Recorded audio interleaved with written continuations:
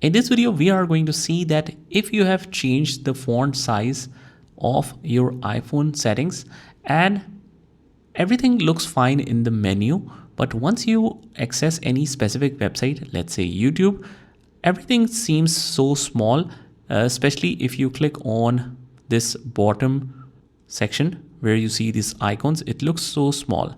So it's a very simple process on how you can increase the size per app very easily on an iPhone. What you do is just open up the app, like this one is open right here. What we do after that is swipe down from the battery icon, just swipe down from here, and wherever you see the empty space, just click on it once and click on add a control. It will allow you to add some buttons. Click on add control, and from here we can write text and you can enable that. Now you just click anywhere on the empty space and it will be fixed.